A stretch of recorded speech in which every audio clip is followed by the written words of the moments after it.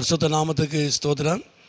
இன்றைய தினத்துக்கான தேவனுடைய வார்த்தையானது 1 சாமுவேல் 2ஆம் அதிகாரம் அந்த 1வது வசனத்தில் நான் அந்த மத்தி பகுதியை வாசிக்கிறேன்.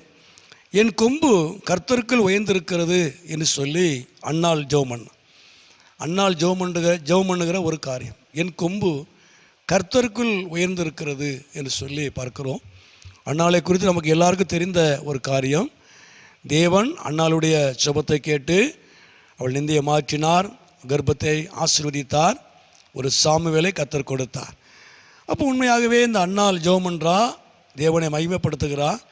என் கொம்பு கர்த்தருக்குள் உயர்ந்திருக்கிறது, என் வாழ்க்கை கர்த்தருக்குள் உயர்ந்திருக்கிறது, என் வாழ்க்கை என் குடும்பம் கர்த்தருக்குள் உயர்ந்திருக்கிறது, இல்லை கர்த்தராலே உயர்ந்திருக்கிறது என்று சொல்லி பார்க்கிறோம். உண்மையாகவே இந்த நாட்களில் கர்த்தர் உங்களுடைய கொம்பை, உங்களுடைய வாழ்க்கையை, உங்களுடைய குடும்பத்தை கர்த்தர் நிச்சயமாகவே அவர் உயர்த்துவார். உங்கள் உயர்வுக்கு தடையாக இருக்கிற எல்லா விதமான நிந்தைகளையும், அவமானங்களையும், பிரச்சனைகளையும், போராட்டங்களையும் கர்த்தர் மாற்றுவார். உண்மையாகவே நாட்களில் அன்னாளை போல நம்ம தேவனிடத்தில் நாம் செபிக்கும் பொழுது, கருத்தாய் செபிக்கும் பொழுது, அவருடைய சமூகத்திலே காணப்படும் பொழுது அவர் நிச்சயமாகவே உங்கள் வாழ்க்கையை அவர் நிச்சயமாய் உயர்த்துவார். அப்போது அவள் உயர்த்தப்பட்டாள் என்று மாத்திரமல்ல, நம்ம தொடர்ந்து கீழே வாசிக்கிறோம். யார் மத்தியில் அப்படி சொல்லி நாம் பார்க்கும் பொழுது அந்த 3ஆம் வசனத்திலே நாம் வாசிக்க முடியும். இனி மேட்டின்மையான பேச்சை பேசாதிருங்கள், அகந்தையான பேச்சு உங்கள் வாயிலிருந்து புறப்பட வேண்டாம் சொல்லுகிறார். மேட்டின்மையாய் இருக்கிறவங்களுக்கு நடுவிலே, அகந்தையாய் பேசுகிறவங்களுக்கு நடுவிலே, திருப்தியாக இருக்கிறவர்கள் அப்பத்துக்காக என்று சொல்லி பார்க்கிறோம்.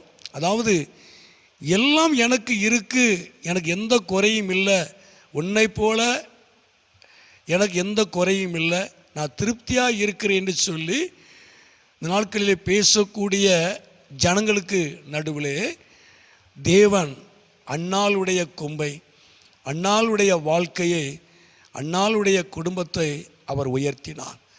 உண்மையாகவே இந்த நாட்களில் நம்மை சூழ்ந்திருக்கிறதான ஜனங்கள் இப்படிப்பட்ட ஜனங்களாக இருப்பாங்க. மேட்டின்மையாய் இருக்கிற ஜனங்கள், அகந்தையாய் பேசக்கூடிய ஆட்கள், எல்லாம் எனக்கு இருக்குது, எனக்கு எந்த குறையும் இல்லை அப்படின்னு சொல்லி நம்மளை நாட்களில், அதாவது நமக்கு விரோதமாய் பேசுகிற ஒரு காரியம். உன்னை போல் அல்ல அப்படிங்கிறதுக்கான அந்த அர்த்தம்.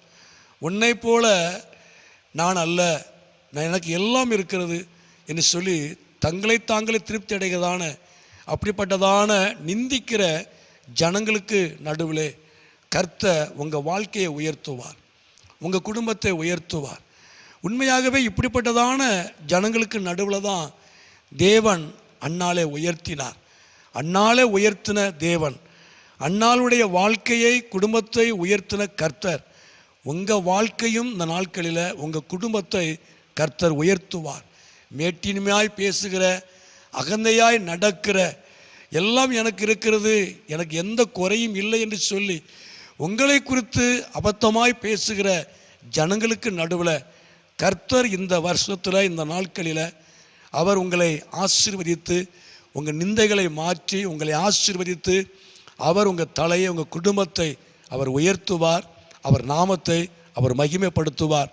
காரணம், தேவன் உயர்ந்தவர், அவர் உயர்ந்தவராக இருக்கிறார். அவர் தாழ்மை உள்ளதை நோக்கி பார்க்கிற ஒரு நல்ல தேவன். உங்கள் தாழ்மையை கர்த்தர் பார்க்கிறார், உங்கள் ஜெபத்தை ஆண்டவர் கேட்கிறார். நிச்சயமாகவே கர்த்தர் இந்த நாட்களில் சகலத்திலே உங்களை ஆசீர்வதித்து உங்கள் வாழ்க்கையை, உங்கள் குடும்பத்தை அவர் உயர்த்துவார். ஜெபம். எங்களை அதிகமாக நேசிக்கிற நல்ல பிதாவே, அருமையான ஆண்டவரே, இந்த நேரத்துக்கு ஸ்தோத்திரம் ஐயா. இந்த சத்தத்தை கேட்டுக்கொண்டு அருமையான நம்முடைய பிள்ளைகளை, குடும்பங்களை சகலத்திலையும் ஆசீர்வதித்து நீர் உயர்த்துவீராக.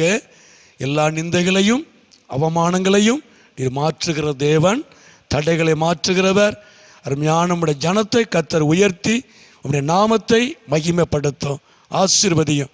இயேசுவின் நாமத்தில் ஜெபிக்கிறோம் நல்ல பிதாவே. ஆமேன், ஆமேன்.